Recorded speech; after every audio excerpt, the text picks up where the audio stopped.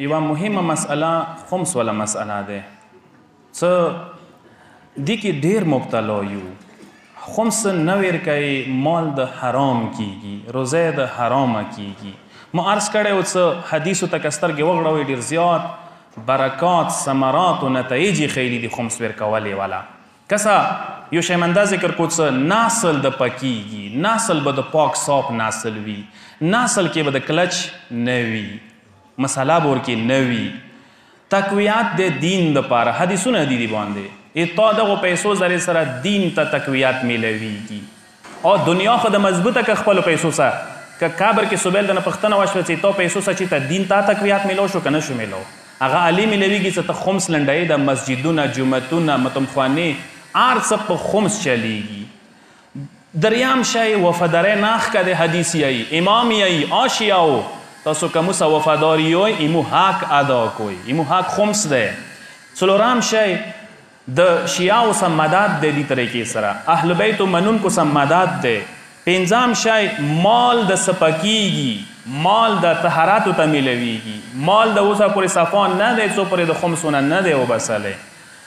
شپږم شی طیب و طاهر کیږي، ګوارا کیږي، که غواړې څه دنې ولګیږي روزه خمس ته نه وبسه دنې لګیږي. بیا ډېر دولتمن کسان لکپتی کروڑپتی کسان پیسې ډېرې دي اوسه خو لګیږي ورنې نه، نوشي جان نه کیږي ورباندې، نوشي جان عالی کیږي چې کله د حق خمس ونه وبسلی وي بیا دنې لګیږي.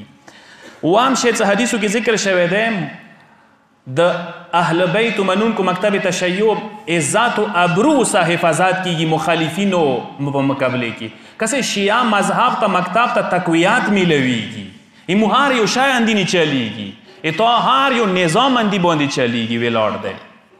اتم شی څه روایتو کې راغلی دی خاندان رسالت و طهارت و اهل بیت و خاندان نه بیبي زهرا نسل نه اولاد نه فقر و غربت ختم کیږي دې ذریعې سره. نه نازې هم څه که چیرې سهم سادات صحیح طریقې سره استعمالیده یو خلکو ورکولی کورمې کې مو هلکې کې کم از کم یو غریب سید به نه و. اوس یا څه کسې هر چی ته مطلب درخصو سره ویلوړه دي ویلې خو چونکې مو لنډولې والا کام یو کیدای شي.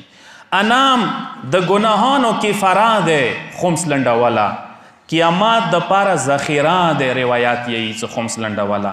لسم بهشت ضمانات دی کوم کسان څه خمس پابندي مولای څه زمین تو لکه علیه زه ضمانات کوم څه بهشت ته نصیب شي. یولسم شی دعا د امام دته شاملیږي، نه غواړي چې امام دعا دته شامل شي، که چیرې غواړو چې امام دعا کې تا نه ما واخیستلی شي امام تا ته دعا وکړي نو هلې څه کله ته خمس لنډونکو نه حساب شي. دولسم شی د رزق چابی خمس لنډوله دی. ویلی شوي دي رزق کمیږي نه اوسه ته ډارېږي چې رزق به د کم شي، نه ته خمس لنډوه ته کسه رزق د ورځې نه بلې سته زیاتیږي که نه زیاتیږي. خو شپښتنه و کسانه وکړي چې هغه خمس لنډوي. دیرلسم شی سرمایې کې د نظم رسي، حساب کتاب د معلوم دی، پرسته کول څوره سرمایه وسه کول څوره دی، بل کولی څوره سرمایه به د معلومه یې کمیږي د زیاتیږي د څوره د زیاتیږي ګټه څوره دی تاوان څوره دی دا ټول شیونه خمس سره بهترین طریقې سره معلومیږي. څوارلسم شی څه روایتو کې راغلی دی خصوصي لطف و کرم کوي اهل بیت هغسې کس باندې چې هغه خمس لنډوي. یو صلوات وسه محمد و آل محمد.